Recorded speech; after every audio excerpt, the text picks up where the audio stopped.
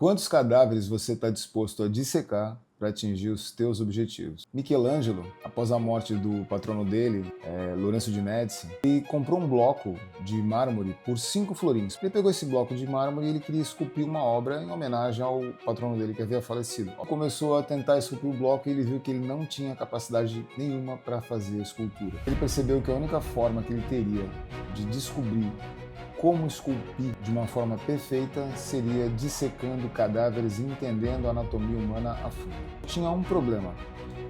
Era proibido dissecar cadáveres. Se ele fosse pego fazendo isso, ele poderia ser condenado à morte. Então, o que ele fez? Ele ia sorrateiramente nos hospitais, ficava à noite dentro de um hospital e ele dissecava os cadáveres à noite, memorizava isso, chegava de manhã, fazia desenhos sobre a musculatura, sobre as artérias, tendões.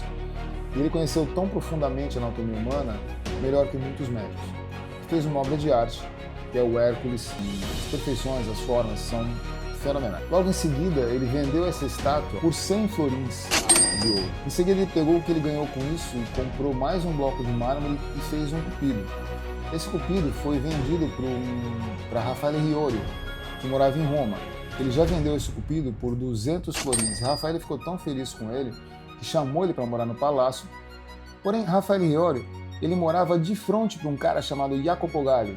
Jacopo Galli era um banqueiro muito influente na região de Roma e, através da influência de Jacopo Galli, Michelangelo foi chamado para ser o escultor da Pietà. A Pietà é uma obra onde Nossa Senhora segura Cristo após a crucifixão. O esforço para atingir a grandiosidade não é muito diferente do esforço para atingir a mediocridade. Quando Michelangelo colocou para si o objetivo de desenhar uma estátua perfeita, ele sabia que ele tinha que se arriscar até a morte. O que a gente está disposto a dar em troca da grandiosidade? Eu tive esse insight lendo um livro chamado 10x é melhor que 2x. E a visão desse livro é, quando você impõe para si próprio um objetivo 10x, quando Michelangelo impôs para si próprio um objetivo de tecer uma escultura, quando ele se colocou nessa situação, ele percebeu que ele não tinha outra opção que não dissecar cadáveres. Quando você coloca um objetivo tão grande na tua frente, um objetivo 10x, esse objetivo ele vai tirar todo o ruído de coisas menores que te tirariam o foco. E há um outro grande ensinamento nessa história. Vocês podem perceber que Michelangelo ele teve pequenos objetivos 10x, se a gente pode falar assim. Primeiro ele fez o Hércules, da venda do Hércules ele fez um cupido. Do cupido ele criou o barco, do barco ele foi chamado a Pietà.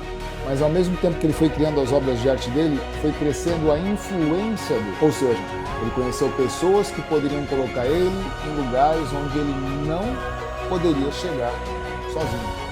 Ele nunca seria escolhido para esculpir a Pietà se ele não tivesse esculpido Baco, se não tivesse vendido a estátua de Baco para Jacopo Galli. Ele não teria conhecido Jacopo Galli se ele não tivesse vendido a estátua dele para Raffaele Riori, que morava na frente de Jacopo Galli, eram vizinhos. Ou seja, todo esse caminho tecido através do quê? De uma visão 10x. Ou seja, ele não se incomodou com os cadáveres que ele deveria dissecar para atingir a grandiosidade que ele tinha interesse em atingir. Quantos cadáveres você está disposto a dissecar para atingir a grandiosidade?